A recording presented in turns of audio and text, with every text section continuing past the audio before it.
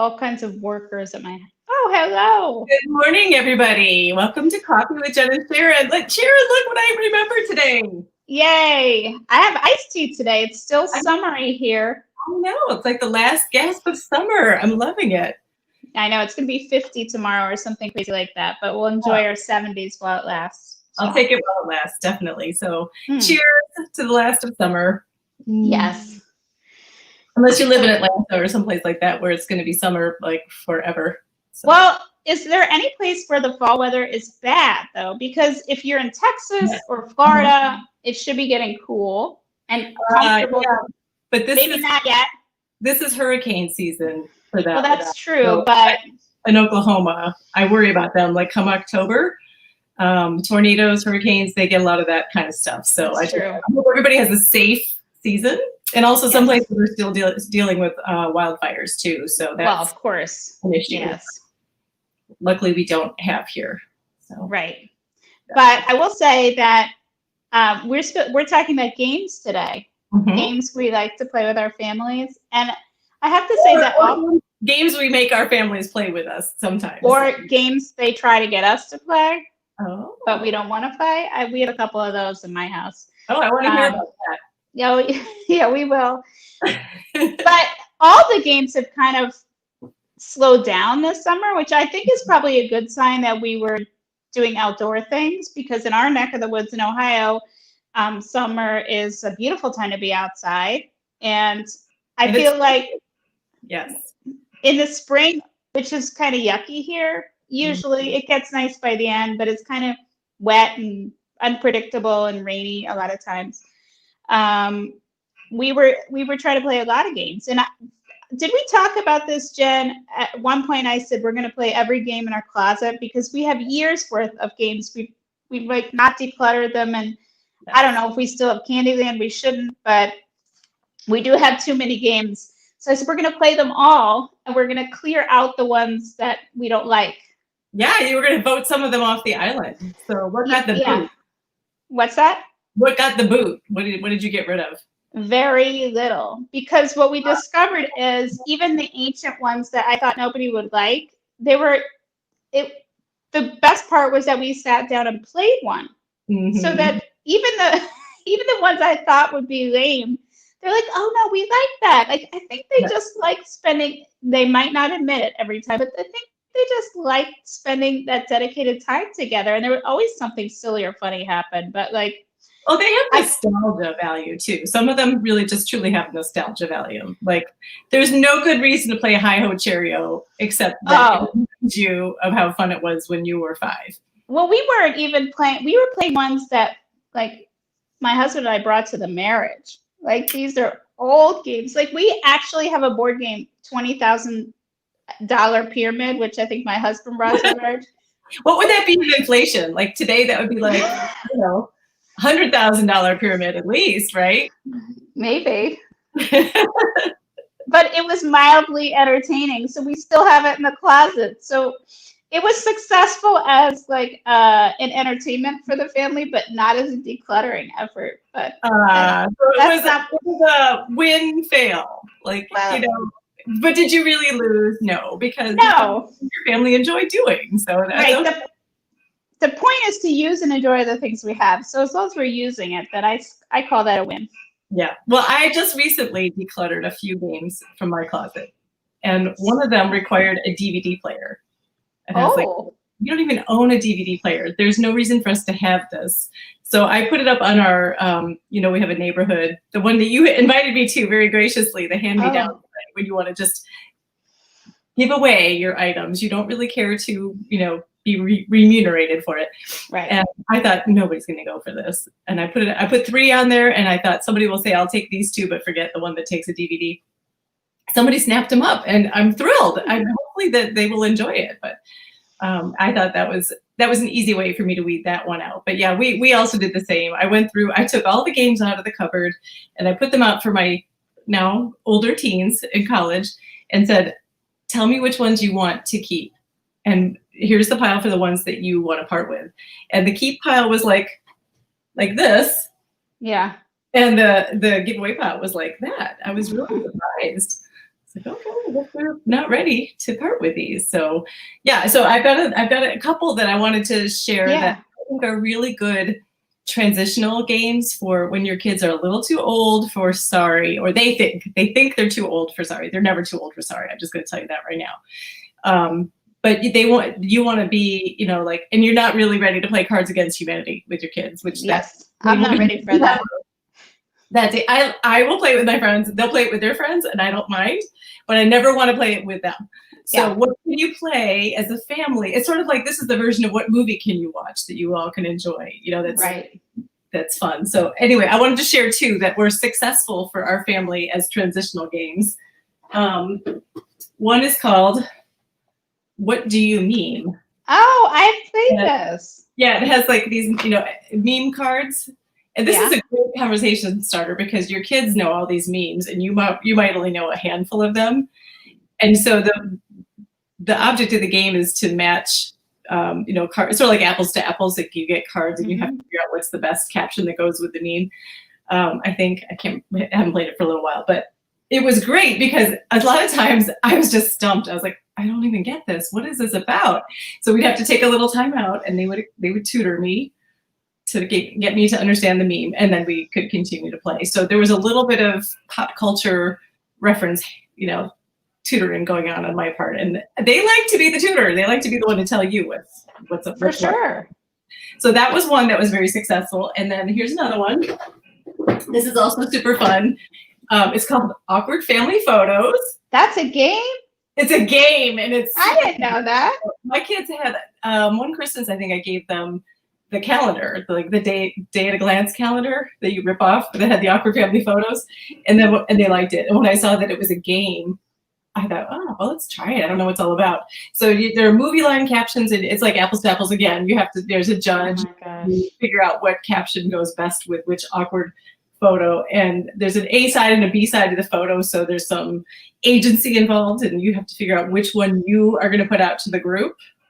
And then you get to be the judge. So this is sort of like apples to apples, the next generation, these two. And also I will tell you, my kids like to play this game online with their friends called Evil Apples, which is like apples to apples crossed with Cards Against Humanity. And they play it with their friends online. And I don't need to know about it, but they enjoy it. So that's as much as you need to know.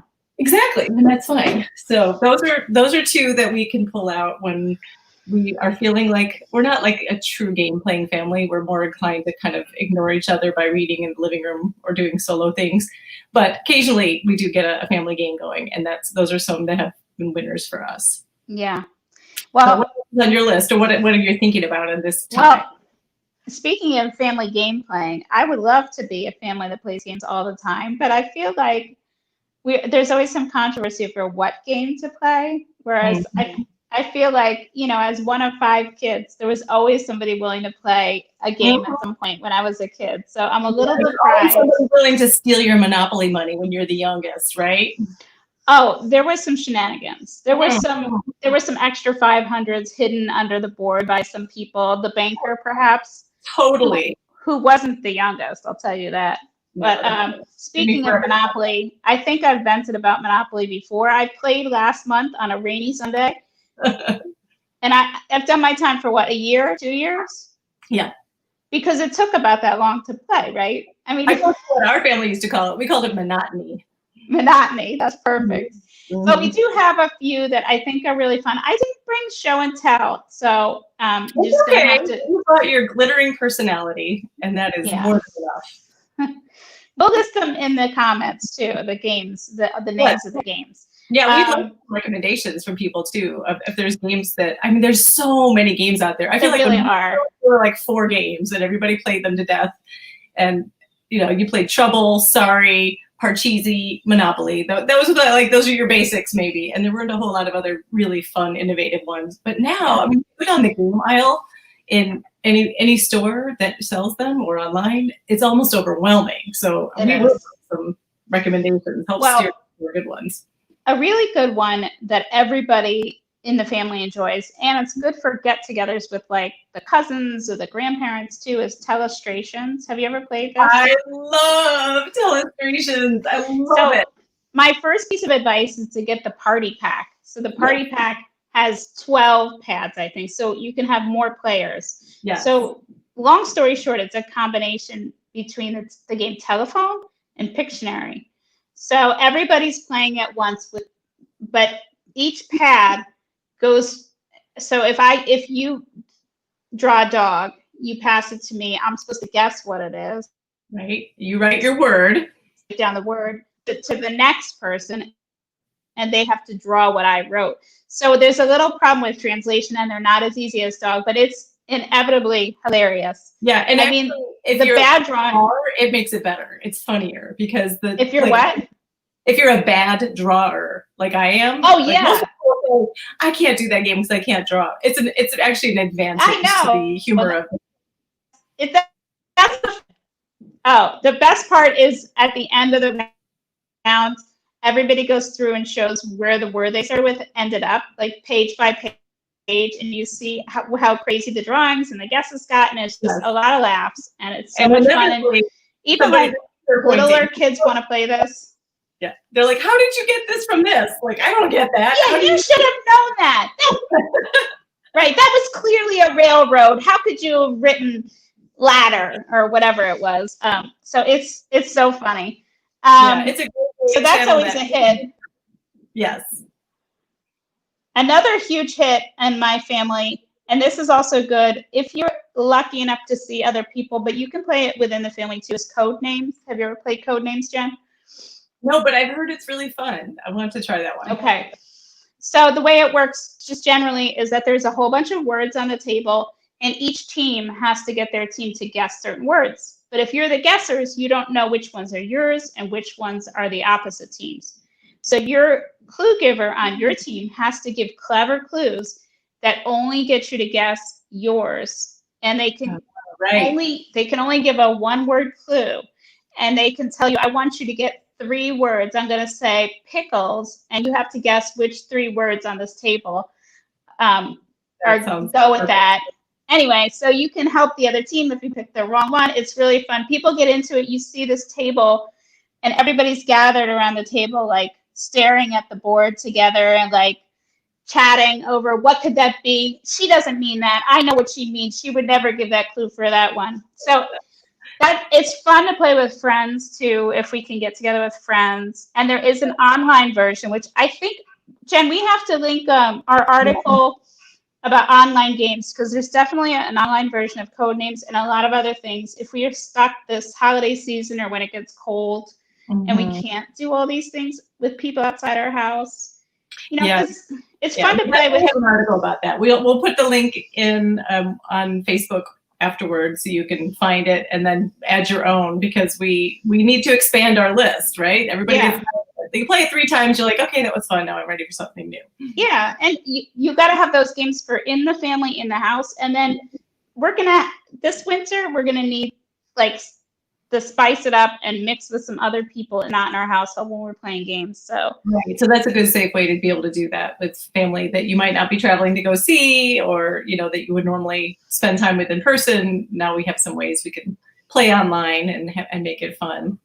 I have one last thing I wanted to mention, which is not a game, but there have to be families out there who are like, our family just doesn't play games. Our kids don't want to play games with us, but we get tired of, everybody gets tired of Netflix after a while, or even video games. Believe it or not, there is a bottom. Your kids will find a time when they just can't play one more video game. I don't know when that is, but it happens. I've been told. So I have one more suggestion, which is puzzles. And hear me out. I know some people are like, I don't like puzzles. What I like about puzzles is this. Now that I'm not driving my kids places, I'm missing that time where we can talk to each other without eye contact. I'm big on that concept of parallel play with teens. And that's what puzzles give you, is you can set out the puzzle, and it's like, you don't have to even say, we're going to do a puzzle. You just set it out, and I just sit down and I start playing with it. I start putting the border pieces together. And I put it someplace in the traffic so they can see it, but not like where they have to come play with it or build it. And eventually there's something irresistible about it. And they'll just I'll just put a few pieces in. And then after half an hour, they get, you're really in there.